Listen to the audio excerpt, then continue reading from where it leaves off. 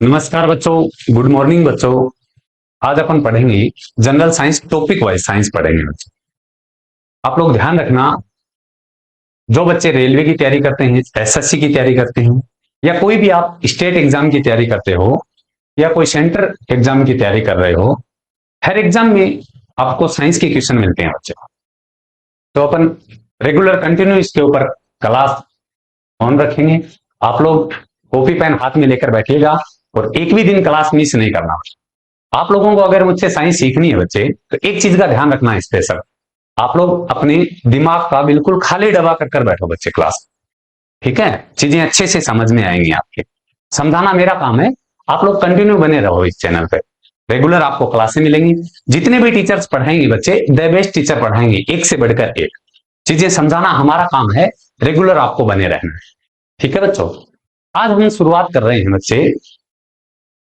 सबसे पहले अपन यूनिट पढ़ रहे हैं ब्लड सर्कुलेटरी सिस्टम, रक्त परिसंचरण तंत्र के बारे में। बच्चों इसके अंदर एक नाम है परिसंचरण। सर परिसंचरण का मतलब क्या होता है? बच्चे नाम से देखो, परिसंचरण का मतलब एक स्थान से दूसरे स्थान पर जाना। समझे बात? परिसंचरण का मतलब क्या होता है? एक स्थान से दूसरे स्थान पर जाना ही परिसंचरण होता है। जैसे सर किनका, हमारी बॉडी में बच्चे बहुत सारे ऐसे भी हानिकारक अपशिष्ट पदार्थ होते हैं जिनको अपने को बॉडी से बाहर निकालना होता है। तो बहुत सारे ऐसे भी पोषक तत्व होते हैं जिनको अपने क्या करना है, बॉडी के अंदर रखना होता है, एक अंग से दूसरे अंग तक देना होता है। ये सारा काम करना ही बच्चे क्या होता है, परिसंचरण होता है। और इसके लिए हमारे शरीर में जो सिस्टम कार्य करता है बच्चे, उसे अपन क्या बोलते हैं, परिसंचरण तंत्र बोलते हैं। अब बात करते हैं सर परिसंचरण, ब्लड परिसंचरण तंत्र के बारे में सबसे पहले किस वैज्ञानिक ने बताया? तो बच्चे एक वैज्ञानिक हैं इंग्लैंड के, जिनका नाम है विलियम हार्वे। बच्चे क्या नाम है? William Harvey.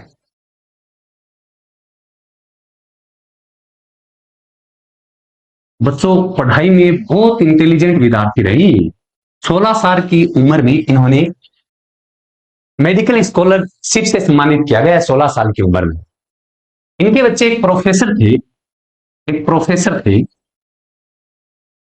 विलियम हार्वे साहब की ग्रेजुएशन कंप्लीट होने के बाद इन प्रोफेसर साहब ने इनको प्रेरित किया कि आप लोग कहां जाओ, इटली जाओ आप।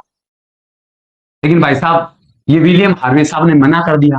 मना करने के पीछे रीजन था बच्चे इन प्रोफेसर साहब की, लाली बोल दो या सुंदर कन्या बोल दो, वो विलियम हार्वे और ये सुंदर कन्या दोनों आपस में क्या करते थे बच्चे, एक दूसरे को पसंद करते थे। तो इन्होंने मना कर दिया।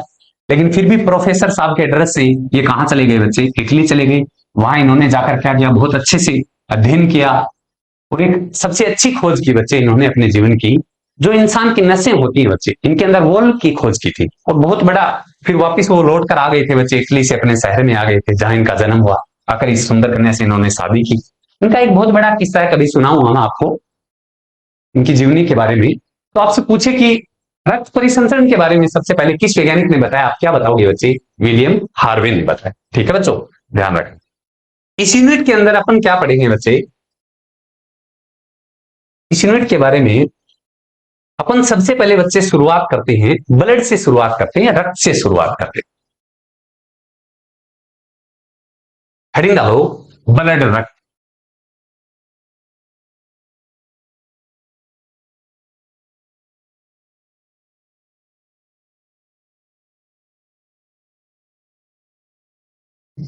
मेरा पहला क्वेश्चन है आपसे कि सर एक स्वस्थ मनुष्य की बॉडी में, एक स्वस्थ मनुष्य के शरीर में, एक स्वस्थ मनुष्य के शरीर में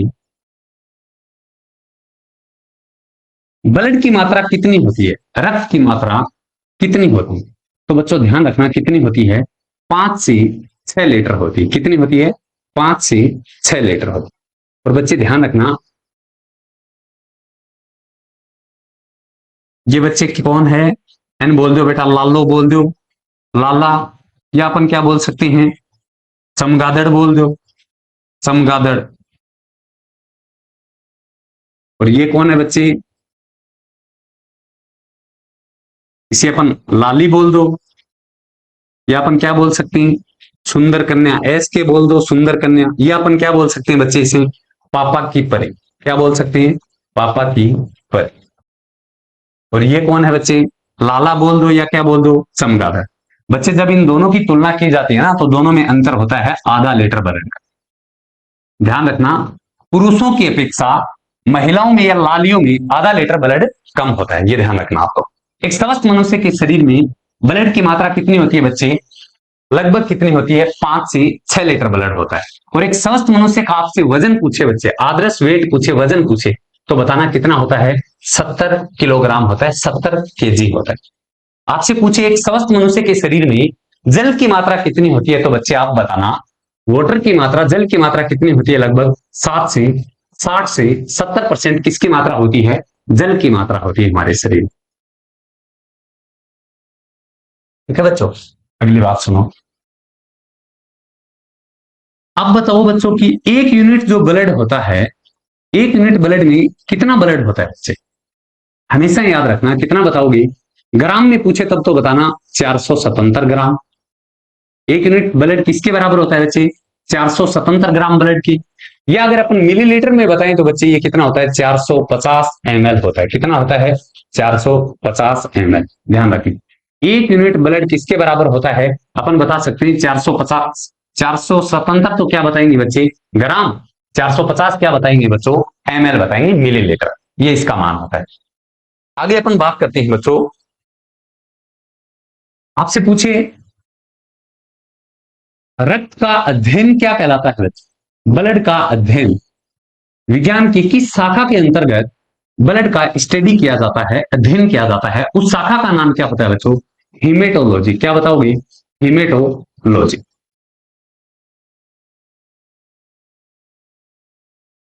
आपसे पूछे बच्चों की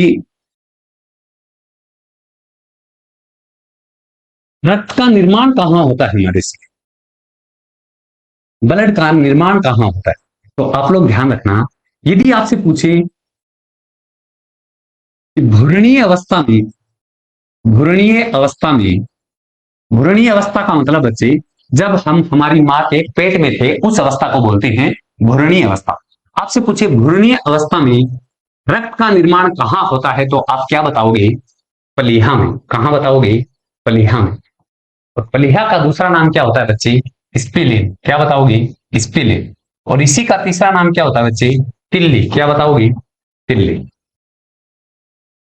ठीक है जी। आपसे पूछे जन्म के बाद, जन्म के बाद रक्त का निर्माण कहां होता है, तो आप क्या बताओगे बच्चे? अस्थि मज्जा, अस्थि मज्जा, या क्या बताओगे? Bone marrow. क्या बताओगे? Bone marrow. अस्थि मज्जा बोल दो या क्या बता दो? Bone marrow. आपसे पूछिए रक्त का निर्माण भ्रूणीय अवस्था में कहां होता है, आप क्या बताओगे? प्लीहा, स्प्लीन या तिल्ली। बच्चे ये जो प्लीहा होता है ना, ये हमारे शरीर में आमाशय के पास एक संरचना पाई जाती है जिसे अपन बोलते हैं प्लीहा बोलते हैं। दूसरी बात, इस प्लीहा को क्या बोला जाता है? ब्लड बैंक भी बोला जाता है बच्चे। और एक चीज और ध्यान रखना, ब्लड बैंक में ब्लड को किस टेम्परेचर पर रखा जाता है, आप लोग ध्यान रखना, 4.4 डिग्री सेल्सियस पे रखा जाता है। कितने डिग्री सेल्सियस पे? 4.4 डिग्री सेल्सियस पे। तो दोनों क्वेश्चन ये अच्छे से याद रखना। रक्त का अध्ययन क्या कहलाता है? हीमेटोलॉजी। रक्त का निर्माण भ्रूणीय अवस्था में कहां होता है? प्लीहा, स्प्लीन या तिल्ली में। जन्म के बाद ब्लड का निर्माण कहां होता है? अस्थि मज्जा या बोन मेरो। आप लोग नोट कीजिएगा इन चीजों को। आगे बात करते हैं बच्चे अपन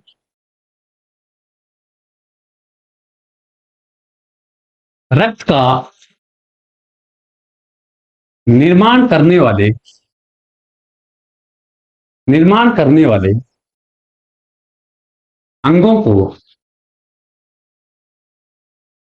क्या कहा जाता है? आप लोग ध्यान रखना, रक्त का निर्माण करने वाले अंगों को कहा जाता है हीमोपोएटिक अंग। क्या बताओगे? हीमोपोएटिक अंग। रक्त का निर्माण करने वाले अंगों को क्या कहा जाता है? हीमोपोएटिक अंग। एग्जाम है आपके क्वेश्चन आ जाए, रक्त के निर्माण की, रक्त के निर्माण की प्रक्रिया को क्या कहते हैं? आप लोग बच्चों ध्यान रखना, रक्त के निर्माण की जो प्रोसेस होती है बच्चे, इसे बोलते हैं हीमोपोइसिस। क्या बोलते हैं? हीमोपोइसिस। क्या बताओगे? हीमोपोइसिस। रक्त के निर्माण करने वाले जो अंग होते हैं, ऑर्गन्स होते हैं, उनको बोला जाता है हीमोपोएटिक अंग। जबकि रक्त के निर्माण की जो प्रोसेस होती है, प्रक्रिया होती है, उसे अपन क्या बोलते हैं? हीमोपोइसिस बोलते हैं। अगली बात सुनो बच्चे, रक्त होता है बच्चे, वो जो ब्लड होता है ह्यूमन बॉडी में कितना पाया जाता है? मानव शरीर में लगभग आप कितना बताओगे? 5 से 6 लीटर होता है। और वजन का लगभग ये कितना होता है बच्चे? 5 से 6 लीटर अपने आप में 100% है। एक स्वस्थ मनुष्य का वजन बताया गया है 70 किलोग्राम। उस वजन का ये ब्लड होता है लगभग बच्चे 7 से 10% होता है। आप लोग ध्यान रखें। और एक स्वस्थ मनुष्य की बॉडी में जल की मात्रा कितनी होती है? लगभग बताना आप 60 से 70%। रक्त क्या बच्चों अपन ब्लड के आर पार देख सकते हैं या नहीं देख सकते ना ब्लड के आर पार? तो आप क्या बताओगे? रक्त कैसा होता है? अपारदर्शी होता है। कैसा होता है? अपारदर्शी होता है। रक्त कैसा होता है? अपारदर्शी। दूसरा, कैसा विलयन होता है बच्चे? तरल होता है। तरल, तरल का मतलब क्या होता है? लिक्विड फॉर्म में होता है। संयोजी का मतलब जोड़ना। उत्तक का मतलब हमारी कोशिकाओं का या टिश्यू को जोड़ने का काम करता है वैसे। रक्त कैसा विलयन होता है? तरल संयोजी उत्तक होता है। आपसे पूछे तरल संयोजी उत्तक का उदाहरण है तो आप क्या बताओगे? ब्लड। और सुनो बच्चों, एक आप लोगों ने कभी सुना होगा बफर विलियन। बफर विलियन, बफर विलियन क्या होता है? पहली बात मुझे ये बताओ बच्चे, ब्लड का पीएच मान कितना होता है? ब्लड का पीएच मान कितना होता है? 7.4 होता है। और आप सबको ये भी पता होगा जिसका पीएच वैल्यू 7 होता है बच्चे, वो न्यूट्रल होता है, उदासीन होता है। 7 से कम वाला कैसा होता है? एसिड होता है। 7 से ऊपर वाला कैसा होता है? बेस होता है, क्षारीय होता है। 7 से ऊपर है ब्लड का पीएच मान, ये थोड़ा सा ऊपर है बच्चे, इसे बोलते हैं हल्का क्षारीय। क्या बताओगे? हल्का क्षारीय। कभी बच्चों ऐसा होता है क्या कि अपन नींबू खा लेते हैं, इसका मतलब हमने एसिड खाया, तो हमारे ब्लड का पीएच मान एसिड होना चाहिए। आप लोग इनो पी लोगे, क्षार चला गया बॉडी में, तो इसका पीएच मान बढ़ जाना चाहिए। ऐसा कभी नहीं होता ना, हमेशा ब्लड का पीएच मान फिक्स होता है 7.4। क्यों होता है बच्चे? क्योंकि ये जो ब्लड होता है ये कैसा विलियन होता है? बफर विलियन होता है। और ध्यान रखना, बफर विलियन, बफर विलियन वह विलियन होता है जो पीएच के मान में, पीएच के मान में क्या करता है बच्चे? परिवर्तन का विरोध करता है। क्या करता है? परिवर्तन का, परिवर्तन का क्या करता है? विरोध करता है। बफर विलियन कौन सा विलियन होता है? वह विलियन जो पीएच के मान में, आप कुछ भी खा लो, कुछ भी पी लो, कभी आपके ब्लड का पीएच मान बदलेगा नहीं बच्चे, हमेशा फिक्स रहता है। तो याद रखना, ब्लड का पीएच मान कैसा विलियन होता है? ब्लड कैसा विलियन होता है? बफर विलियन होता है। वह विलियन जो पीएच के मान में परिवर्तन का क्या करता हो? विरोध करता हो, उस विलियन को क्या बोलते हैं? बफर विलियन बोलते हैं। तो आप लोग ध्यान रखोगे। आपसे पूछे रक्त का निर्माण करने वाले अंगों को क्या कहते हैं, तो आप क्या बताओगे? हीमोपोइटिक अंग कहते हैं। रक्त के निर्माण की प्रक्रिया को क्या कहा जाता है? हीमोपोइसिस कहा जाता है। रक्त का पीएच मान कितना होता है? 7.4 होता है, जो हल्का क्षारीय होता है। सर हम इसके आर पार नहीं देख सकते, ये कैसा विलयन होता है? अपारदर्शी होता है, तरल संयोजी उत्तक का उदाहरण होता है। और कैसा विलयन होता है बच्चों? बफर विलयन होता है। और मैंने पीछे बता भी दिया आपको, रक्त का अध्ययन क्या कहलाता है? हेमेटोलॉजी कहलाता है। रक्त के निर्माण के बारे में आपसे क्वेश्चन करें, एग्जाम में क्वेश्चन आ जाए कि भ्रूणीय अवस्था में ब्लड का निर्माण कहां होता है, तो आप क्या बताओगी? प्लीहा, स्प्लीन, या किसमें बताओगी? तिल्ली में। आपसे पूछे जन्म के बाद रक्त का निर्माण कहां होता है, तो आप क्या बताओगे? कहां होता है? अस्थि मज्जा या बोन मैरो। अब मान लो एग्जाम में सीधा क्वेश्चन आ जाए बच्चे, आपके एग्जाम में क्वेश्चन आ जाए, सीधा क्वेश्चन आ जाए, रक्त का निर्माण कहां होता है? पहला ऑप्शन आपको मिले प्लीहा, दूसरा ऑप्शन मिले अस्थि मज्जा या बोन मैरो, और सी ऑप्शन दोनों मिल जाए तब तो कोई दिक्कत ही नहीं है, आप बता देंगे दोनों में होता है सर ब्लड का।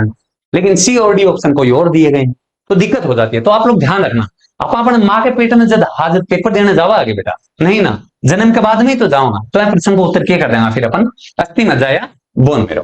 तो सीधा कभी भी क्वेश्चन आ जाए रक्त का निर्माण कहां होता है, दोनों ऑप्शन में मिल जाए, तो आप क्या बताओगे? अस्थि मज्जा या बोन मैरो में होता है। ठीक है बच्चों, आगे अपन इसी यूनिट को कंटिन्यू करते हैं बच्चे। देखो बच्चों, हर चीज अपने आप में 100% होती है। हम ब्लड के बारे में पढ़ रहे हैं, रक्त के बारे में पढ़ रहे हैं, अपने आप में तो ये भी 100% है बच्चे। हमारी बॉडी में कितना पाया जाता है बच्चे? ये लगभग कितना पाया जाता है? 5 से 6 लीटर होता है। हमारे वजन का ये कितना होता है? लगभग 7 से 10% होता है, याद रखना। और एक स्वस्थ मनुष्य का वजन कितना बताया गया है बच्चों? 70 किलोग्राम। उस वजन का ये 5 से 6 लीटर ब्लड कितना होता है? लगभग 7 से 10% होता है। ये ब्लड बच्चे अपने आप में क्या है? 100% है। अब देखते हैं अपन की 100% ब्लड में क्या क्या है। बच्चों ध्यान रखना, ब्लड का जो तरल भाग होता है, लिक्विड भाग होता है, उसे बोलते हैं बच्चे प्लाज्मा। क्या बोलते हैं? प्लाज्मा। 100% ब्लड में प्लाज्मा लगभग बच्चे होता है कितना? 55% किसकी मात्रा होती है? प्लाज्मा। ब्लड का जो तरल भाग होता है, लिक्विड भाग होता है, उसे बच्चे क्या बोलते हैं? प्लाज्मा। कितने परसेंट होता है? 55%। लेकिन जो ब्लड का ठोस भाग होता है, सॉलिड पार्ट होता है, उसे बोलते हैं बच्चे रक्त कणिकाएं। क्या बोलते हैं? रक्त कणिकाएं।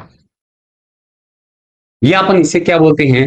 Blood carpals. क्या बोलते हैं? कार्पल्स। कार्पल्स। और एक नाम आता है बच्चे कोशिका सेल। इन दोनों में क्या अंतर होता है?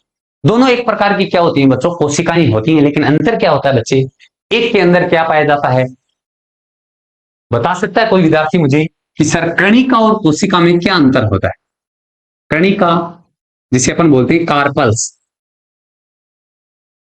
एक नाम आता है बच्चों कोशिका जिसे अपन बोलते हैं सेल। इन दोनों में क्या अंतर होता है? ये भी बच्चे एक प्रकार की कणिकाएं कोशिकाएं होती हैं, लेकिन सर इनको कार्पल्स क्यों बोलते हैं? क्योंकि बच्चे इसके अंदर क्या नहीं होता है? सेल डिवीजन नहीं होता है, कोशिका विभाजन नहीं होता। और जिन कोशिकाओं में बच्चों कोशिका विभाजन नहीं होता है, उन्हें क्या बोला जाता है? कार्पल्स बोला जाता है। दूसरा, इनके अंदर क्या होता है बच्चे? केंद्रक नहीं पाया जाता। तो ये आप लोग ध्यान रखना, ठीक है जी। तो बच्चे 100% ब्लड में से जो तरल भाग होता है उसे अपन क्या बोलते हैं? प्लाज्मा। कितने परसेंट होता है? 55%। लेकिन जो सॉलिड भाग होता है, ठोस भाग होता है, उसे अपन क्या बोलते हैं? रुधिर कणिकाएं, ब्लड कार्पल्स। जो कितने परसेंट भाग होता है बच्चे? 45% होता है। कितना होता है? 45%। अब बच्चे ये जो प्लाज्मा है, 55% हमारे पास प्लाज्मा है, क्या बच्चों ये अपने आप में 100% है कि नहीं है? अपने आप में तो हर चीज 100% होती है। जब इसके अंदर अपन देखेंगे क्या क्या पाया जाता है, तो आप लोग ध्यान रखना बच्चों, 90 से 92% किसकी मात्रा होती है? वाटर की मात्रा होती है, जल की मात्रा होती है। किसकी मात्रा होती है? जल की मात्रा। 7 से 8% क्या पाया जाता है बच्चे इसके अंदर? 7 से 8% क्या पाई जाती है? प्रोटीन पाई जाती है। जो किसके अंदर पाई जाती है? प्लाज्मा भाग में पाई जाती है। इसी कारण इनको बोला जाता है बेटा प्लाज्मा प्रोटीन। तो 7 से 8% किसका भाग होता है? Plasma protein. प्लाज्मा प्रोटीन, ध्यान रखोगे। और भी बात करें तो सर अन्य में भी पाए जाते हैं बच्चे। कुछ ऑर्गेनिक यौगिक होते हैं, कुछ इनऑर्गेनिक होते हैं। कार्बनिक और अकार्बनिक पदार्थ भी पाए जाते हैं बच्चे। जैसे सर कौन कौन सी होती है अन्य के अंदर? तो आप लोग ध्यान रखना, एक तो बच्चे NaCl होता है। एक बच्चों ये तो हो गया सोडियम क्लोराइड। दूसरा होता है सोडियम बाइकार्बोनेट, जिसे अपन बोलते हैं NaHCO3। ये क्या होता है? Sodium bicarbonate. ये क्या है? NaCl। और भी बात करें तो बच्चे क्या होता है? ग्लूकोज होता है। क्या होता है? ग्लूकोज। और बात करें तो क्या होते हैं बच्चे? अमीनो एसिड होती है, अमीनो अम्ल होते हैं, अमीनो अम्ल।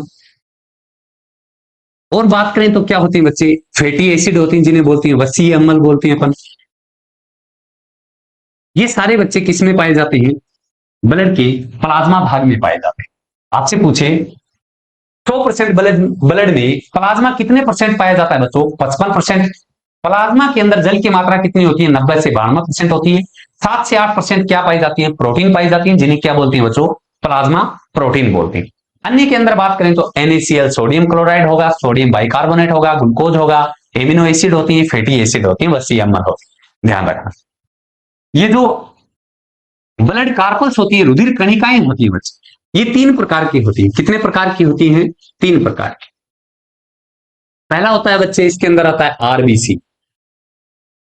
दूसरा बच्चों इसके अंदर होती हैं WBC। क्या होती हैं? WBC। और तीसरा इसके अंदर क्या होती हैं बच्चे? ध्यान रखना, प्लेटलेट्स। क्या होती हैं? प्लेटलेट्स। आप लोग साथ साथ में नोट्स बना लो बच्चों, और एकदम मन लगा के चीजों को समझो। एक बार चीजें ना समझ में आई तो वीडियो को स्किप कर लो, दोबारा देख लो। आपके पास सुविधा है, ये बार बार देख सकते हो, कोई दिक्कत नहीं। ये तीनों भाग किसके अंदर आते हैं बच्चे? रक्त कणिकाओं में, ब्लड कार्पल्स में आते हैं। ये जो प्लाज्मा प्रोटीन होती है बच्चे, अगले पेज में बताता हूं। इसका आप स्क्रीनशॉट लेना चाहो तो स्क्रीनशॉट ले लो, अन्यथा आप नोट कर लिए होंगे शायद आपने। आगे देखो बच्चे, प्लाज्मा प्रोटीन की बात करते हैं अपन। ये जो प्लाज्मा प्रोटीन होती हैं, ये 3 प्रकार की होती है। कितने प्रकार की होती हैं? 3 प्रकार। प्लाज्मा प्रोटीन होती है प्लाज्मा प्रोटीन का भाग कितना होता है बच्चे? 7 से 8% भाग क्या पाई जाती हैं? 7 से 8% भाग किसका होता है? प्लाज्मा प्रोटीन का होता है। ये जो प्लाज्मा प्रोटीन होती है बच्चे, ये मुख्यतः 3 प्रकार की होती है। कितने प्रकार की होती है? 3 प्रकार की। कौन कौन सी होती हैं? एक तो होती है बच्चों एल्बुमिन। कौन सी होती है? एल्बुमिन। आप लोग ध्यान रखना, कौन सी होती है? एल्बुमिन। एल्बुमिन। दूसरी होती है बच्चों ग्लोबुमिन। कौन सी होती है? ग्लोबुमिन। और तीसरी कौन सी होती है बच्चे? फाइब्रिन होती है। कौन सी होती है? फाइब्रिन। एग्जाम में क्वेश्चन आए निम्नलिखित में से कौन सी प्लाज्मा प्रोटीन नहीं है? तीनों ध्यान रखना अच्छे से। कौन कौन सी होती है प्लाज्मा प्रोटीन? एल्बुमिन होती है, ग्लोबुमिन होती है, और कौन सी होती है? फाइब्रिन। ये जो एल्बुमिन प्रोटीन होती है बच्चे, ये क्या काम करती है? एल्बुमिन प्रोटीन काम क्या करती है बच्चे? हमारी बॉडी में एक प्रेशर होता है, प्रासरणीय दाब। उस प्रेशर का क्या करती है? ये कंट्रोल करती है, नियंत्रण करती है। प्रासरणीय दाब का मतलब हमारी बॉडी के अंदर ब्लड बच्चे हाई प्रेशर से किधर बहता है? लो प्रेशर की ओर बहता है। उसी दाब को अपन क्या बोलते हैं बच्चे? प्रासरणीय दाब बोलते हैं। उस प्रासरणीय दाब का कंट्रोल कौन सी प्लाज्मा प्रोटीन के द्वारा किया जाता है? एल्बुमिन प्रोटीन के द्वारा। तो आप लोग ध्यान रखना, एल्बुमिन प्रोटीन क्या काम करती है? प्रासरणीय दाब का नियंत्रण करती है। कौन से दाब का? प्रासरणीय दाब का नियंत्रण किस प्रोटीन के द्वारा किया जाता है? का नियंत्रण किस प्रोटीन के द्वारा किया जाता है? आप याद रखना, एल्बुमिन प्रोटीन के द्वारा किया जाता है। किसके द्वारा किया जाता है? एल्बुमिन प्रोटीन के द्वारा। ये बच्चों जो ग्लोबुमिन प्रोटीन होती है, ये क्या करती है बच्चे? हमारे शरीर में किसका निर्माण करती है? एंटीबॉडी का निर्माण करती है। यह एंटीबॉडी के फफूंद हुआ यूनिट में आप आगे पढ़ाना बेटा। एंटीबॉडी का निर्माण किसके द्वारा किया जाता है बच्चों? ग्लोबुमिन प्रोटीन के द्वारा किया जाता है। या अपन ऐसे भी बोल सकते हैं सर, हमारा जो प्रतिरक्षा तंत्र होता है, प्रतिरक्षा तंत्र है, उसका विकास करती है। साहब प्रतिरक्षा तंत्र का क्या करती है? विकास करती है। एग्जाम में क्वेश्चन आई, प्रतिरक्षा तंत्र का विकास या एंटीबॉडी का निर्माण किस प्लाज्मा प्रोटीन के द्वारा किया जाता है? तो आप क्या बताओगे? ग्लोबुमिन प्रोटीन के द्वारा किया जाता है। ठीक है जी। अगली बात करते हैं बच्चों अपन इसकी, फाइब्रिन। ध्यान रखना, ये जो फाइब्रिन प्रोटीन होती है बच्चे, इसके 2 रूप होते हैं। कितने रूप होते हैं? 2 रूप होते हैं। एक तो होती है बच्चे प्रोथ्रोम्बिन। कौन सी होती है? प्रोथ्रोम्बिन। और दूसरी होती है बच्चे फाइब्रिनोजन। कौन सी होती है? फाइब्रिनोजन। ये जो फाइब्रिन प्रोटीन होती है, 2 प्रकार की होती है। एक तो बच्चे कौन सी आ गई? प्रोथ्रोम्बिन। और दूसरी कौन सी आ गई? फाइब्रिनोजन। ये दोनों जो प्रोटीन होती है बच्चे, इनका काम क्या होता है? रक्त का, हमारे जब चोट लगती है थोड़ी देर तो ब्लड बहता है, फिर अपने आप रुक जाता है। इसका मतलब ब्लड क्या हो गया बच्चे? क्लॉथिंग हो गया। चोट लगने पर रक्त का क्या बन गया बच्चों? थक्का बन गया। तो ध्यान रखना, प्रोथ्रोम्बिन और फाइब्रिनोजन दोनों प्रोटीन होती है। इनका काम क्या होता है? रक्त का थक्का बनाने में सहायक होती है। थक्का बनाने में सहायक होती है। एग्जाम में क्वेश्चन आई, रक्त का थक्का बनाने में सहायक प्रोटीन कौन सी होती है? या तो आपको ऑप्शन में क्या लिखा मिलेगा? फाइब्रिन, या क्या मिलेंगे? ये दोनों मिलेंगे, या इनमें से कोई एक नाम लिखा मिलेगा। तो याद रखना, रक्त का थक्का बनाने में सहायक प्रोटीन कौन सी होती है? प्रोथ्रोम्बिन। और दूसरी कौन सी होती है? फाइब्रिनोजन। हमने बच्चों प्लाज्मा प्रोटीन पढ़ी, कितने प्रकार की होती है? 3 प्रकार की होती है, एल्बुमिन, ग्लोबुमिन और कौन सी? फाइब्रिन। ये जो एल्बुमिन प्रोटीन होती है, क्या काम करती है? प्रासरणीय दाब का नियंत्रण करती है। ग्लोबुमिन जो प्रोटीन होती है, क्या काम करती है? हमारे शरीर में एंटीबॉडी का निर्माण करती है। और किसका विकास करती है? प्रतिरक्षा तंत्र का विकास करती है। ये जो फाइब्रिन प्रोटीन होती है बच्चों, इसके 2 रूप होती है। पहला कौन सा बताया? प्रोथ्रोम्बिन। दूसरा कौन सा बताया? फाइब्रिनोजन। ये दोनों प्रोटीन क्या करती हैं? चोट लगने पर हमारे शरीर में क्या करती है बच्चे? रक्त का थक्का बनाने में सहायक होती है। एग्जाम में क्वेश्चन आए, चोट लगने पर रक्त का थक्का बनाने में सहायक प्रोटीन कौन सी होती है? तो आप बताना बच्चों, फाइब्रिनोजन और कौन सा बताओगे? प्रोथ्रोम्बिन। आगे बढ़ते हैं बच्चों इसी यूनिट में। हमने पढ़ा था बच्चों, एक बार रिवाइज करते हैं चीजों को। हमने ब्लड से शुरू किया था बच्चे इस यूनिट को। 1 यूनिट ब्लड का मान कितना होता है? 477 ग्राम। या किसके बराबर होता है बच्चों? 450 ml के बराबर होता है। ध्यान रखें, हमारे शरीर में, ह्यूमन बॉडी में ब्लड की मात्रा लगभग कितनी होती है बच्चों? 5 से 6 लीटर होती है। पुरुषों में महिलाओं की अपेक्षा क्या होता है बच्चे? आधा लीटर ब्लड क्या होता है? ज्यादा होता है थोड़ा। ब्लड का अध्ययन क्या कहलाता है बच्चे? हेमेटोलॉजी कहलाता है। क्या बताओगे? हेमेटोलॉजी। और रक्त का निर्माण बच्चे भ्रूणीय अवस्था में कहां होता है? प्लीहा, स्प्लीन, या कहां बताओगे? तीली में। जन्म के बाद ब्लड का निर्माण कहां होता है? अस्थि मज्जा या बोन मेरो। अगला अपन ने पढ़ा था उसके बाद में 100% ब्लड में से बच्चे प्लाज्मा, जो ब्लड का तरल भाग होता है, कितने परसेंट होता है? वो 55% होता है। उसे क्या कहते हैं बच्चों? प्लाज्मा कहते हैं। जो सॉलिड पार्ट होता है उसे बोलते हैं बच्चे ब्लड कार्पल्स या रुधिर कणिकाएं, जो कितने परसेंट होती है? 45% होती है लगभग। 100% प्लाज्मा में से, ये अपने आप में 100% है। इसमें जल की मात्रा कितनी होती है? 90 से 92%। 7 से 8% क्या होती है बच्चों? प्रोटीन, जिन्हें अपन क्या बोलते हैं? Plasma protein. और अन्य के अंदर क्या होते हैं बच्चे? कुछ कार्बनिक और अकार्बनिक पदार्थ भी होते हैं, जैसे NaCl, sodium chloride, sodium bicarbonate, glucose, amino acid, वसी अम्ल, ये सारे होते हैं अन्य। जो सॉलिड पार्ट होता है, ब्लड कार्पल्स, रुधिर कणिकाएं होती है बच्चे, ये 3 प्रकार की होती है। एक कौन सी होती है? आरबीसी, दूसरी कौन सी होती है? WBC, और तीसरी कौन सी होती है? प्लेटलेट्स। ये पढ़ा था अपन। फिर अपने पढ़ा ये प्लाज्मा प्रोटीन 3 भाग होते हैं बच्चे। ये 3 प्रकार की होती है प्लाज्मा प्रोटीन। कौन कौन सी? एल्बुमिन, ग्लोबुमिन, और तीसरी कौन सी बताई? फाइब्रिन। एल्बुमिन क्या काम करती है? हमारे शरीर में प्रासरणीय दाब का कंट्रोल करती है। ग्लोबुमिन क्या करती है? हमारी बॉडी में एंटीबॉडी का निर्माण करती है या प्रतिरक्षा तंत्र का विकास करती है, ताकि हमारे शरीर को रोगों से सुरक्षा मिल सके। और तीसरी प्रोटीन बताई बच्चे, फाइब्रिन। फाइब्रिन के 2 रूप बताए थे, एक आपको बताया प्रोथ्रोम्बिन, और दूसरा कौन सा बताया? फाइब्रिनोजन। ये दोनों प्रोटीन किसमें सहायक होती हैं? चोट लगने पर रक्त का थक्का बनाने में सहायक होती है। अब बच्चों अपन इसी यूनिट में शुरुआत करते हैं, कहां से?